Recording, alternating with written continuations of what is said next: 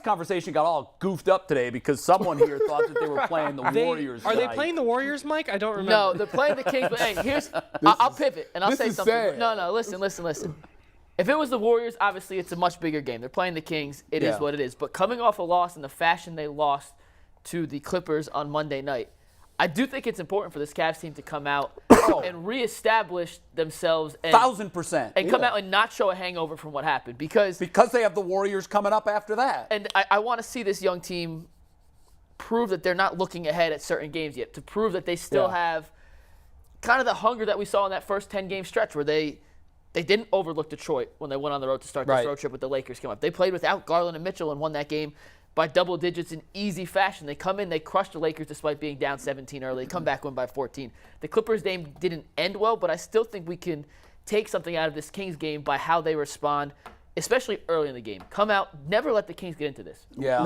Never even give them You weren't here. You didn't have a chance, Ty, to talk about the Cavs collapse. The Clippers? Yeah. They lost by 2 points. Listen, they lost by 2. That's not the storyline. The storyline, they were up 13 with 4 to go. Well, the shot selection became very terrible. It did. And I didn't know what the heck they were doing. And Donovan Mitchell was a ghost. Yeah. What's your takeaway? What was your takeaway from that loss? I think that's just a one-off. You do? Yeah, it's one of those ones where, Donovan Mitchell's been phenomenal this whole time he's been with the Cavs. He's entitled to have one off night. It's not like he didn't even have an off night. He just kind of He had one shot the final 7 minutes. He took off the last. Basically. Yeah. And Jacoby Brissetted it. I went to the home opener. It was a couple Sundays ago, and I was concerned watching that game because they were up 12 or 14 points in that one, and the next thing you know, Donovan Mitchell didn't just disappear. He turned into, I don't even know. Westbrook? Stephen Mitchell. Just some guy that was out there. Mm-hmm. And as a result, they went to overtime. And then in overtime, he kind of took over. You're talking about the Celtics one? No, the home opener. I think it was against Atlanta. No, it was. Who was the home I was opener? at the damn game. Who they played in their home opener, for crying out loud. Was it the 76ers? Let me look. Hold on. No, 76ers was preseason. It was after they went to Chicago. They played at You went Chicago. to They the lost to game and Toronto. you don't know? Went to the game, and I can't remember. All I can think of now It wasn't the Celtics? is the No, Clippers. they lost to Toronto in the season opener. Yes, then they went to Chicago, and they won. Then they came home against It was Washington. Washington. There My you God. go. Oh, Yes. I watched that one, too. Yeah. Yeah. And so I'm wondering if I was at the game. I couldn't think of it. All I could think of was the debacle against the Clippers. We did a post show for that game and we all forgot. No, not for the Wizards.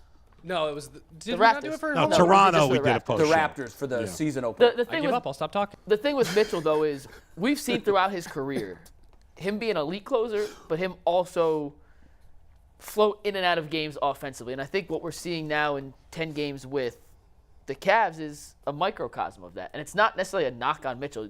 It's hard to play that at that level for entire 48 stretches. minutes every single night. Exactly. And even LeBron plays off, takes stretches. Kevin Durant does. Every great player. LeBron's heart ain't in it. Giannis might be the only guy in the league because, Of course and he to be honest, is. because he's so big and he scores so much easier than everyone else just by his pure physical stature and the. You know he what it gets within reminded 10 me of? foot The, of the rim. the end of the Clippers game and the end of the Wizards game, notwithstanding the overtime. It reminded me of the Cavs late in the season last year, particularly in the play-in game, when you're looking around saying, who's going to score a they couldn't bucket? get nothing going. Yeah. And because Mitchell wasn't involved, and I credit Ty Lue for that. Ty Lue did a great job of keeping the ball out of his hands. But nobody on that Cavs team was able to pick up the slack when clearly Mitchell was being taken out of the game by the defense. Well, the good thing is Ty Lue is an excellent coach. He is. And it's a good thing that he kind of exploited something. So now they got this whole season to figure out if this happens again, we should have an answer for it the next time. If the JB Guys, go ahead. I think, sorry, Tyvis, I just think you guys are making way too big a deal about this. It's a regular season game. They're playing great. They're learning to play together. The Big Four and the Cavaliers have played like 25 minutes together on the floor. So the fact that there's going to be some hiccups along the way shouldn't be surprising. We're not being critical, Bull. Basically, what we're doing is we're saying this is the only blemish we've seen. Yeah. This is it. Yeah, everything else. Nobody is said No, the but season's Mike's over saying- or anything. But they have to find But Mike's a way. saying, Go ahead. yeah, go ahead. No, I was going to say, Mike's saying, like, Donovan Mitchell taking plays off. I don't see it that No, way. I'm not saying he's taking plays off. But I'm just saying as he continues to learn how to play with Darius Garland, it's only been, I think, 3.5 games now that they've actually shared the court together. It is. There are going to be stretches where Mitchell, and we saw it in Utah, where he phases himself out of the offense to let Garland, let other guys take over. And in a close game like Sunday or Monday was against the Clippers, somebody else has to be able to step take up. the. And Agreed, but I don't think he did. But you're making it seem like he's phased himself out on purpose. I don't think he phased himself out. I think Ty Lue did a good job kind of taking him out a little bit. Have you ever seen LeBron not touch the ball for 11? And he's an elite scorer in the league. He didn't touch the ball. It's a Cleveland thing where the star don't touch the ball. You know, the Browns is doing it. They're taking a page out of the Chubb playbook then. He's our best player, so let's keep him on the sidelines. It's not even a knock necessarily on Mitchell. It's how the game That's played out. not a knock. I think more than anything, we're getting greedy. That's what happens when you suddenly have a team that's very, very good. It's been the blemish, if you will, and I thought it happened against Toronto too in the opening season loss. I think they were up 9 going into the fourth quarter. Yeah. And in a blink, they were down. Yeah. And I think that had a lot to do with the fact Toronto just was hitting their threes and we were not. But I think as you're looking at this team, it's fair now to ask how they get in the upper tier of the East. I think that's a reasonable expectation. For sure. I think everybody on the panel seemed to agree that we thought the Cavs were going to be a 5. 5 or 6 is what I But said. after watching, and I know that it's only 15% of the season, but after seeing the first 10 games, I've reassessed. I have too. Because I thought there would be a lot of bumps in the road, a lot of things that they had to work out. It hasn't been that way. It really hasn't. Right. But there still may be. There still may be those bumps in the road. Listen, they're going to hit a stretch where they lose 3 of 4, and they're going to lose to teams that they should beat. That is coming for sure. But I've reassessed. After I've watched the first 10 games. So are you worried about tonight? I'm not worried about tonight. No, but I agree with Mike. Not even with De'Aaron Fox? I'm not worried. It's just I want to see him respond. It makes a very good point. This is kind of the hammock between 2 tough games. The Clippers, I think, are a good team, and they're figuring themselves out too. But it's imperative that they go in tonight and take care of business and don't go into Golden State with 2 straight losses. Because we know this West Coast trip can be a grind. It can be. It typically it is. It kind of makes or breaks some teams. You see what they are when they do this. I think it's very important they come out, play very well for 48 minutes, finish the deal, go into Golden State. You're kind of playing with house money at that point. If you get another win on the West Coast trip, that's great. If you don't, you lost to a good team. It's not like home. Golden State is playing great basketball. They're not, but they're capable of beating anybody on And any they're still the night. defending champions. It's still Steph Curry. It's still Klay Thompson. It's still Draymond Green. But the Cavs is like one of the best defensive teams in the league right now. They, second? Remember Four I and said six, that guys. Second in both. We know they're second better vote. than that, but they're 4 and 6. But I'm saying the Cavs play really good defense, so this would actually be, to me, that's one of the best tests to see a team that's historically good at offense and being able to hit threes. Let's see where y'all really match up because all these other games, y'all beat the Celtics. That's a great win. You beat them twice. But now we're going against a team who historically for the past, 6 seasons dominated the NBA. Now we want to see y'all. It's a measuring stick to me. It is. Yeah. It's a nice. I think Boston was a yardstick game. Both Boston games. Yep. They won those. Especially I the think second one when Boston Boston obviously wanted, came in and wanted. Oh, they wanted to win that. Yeah.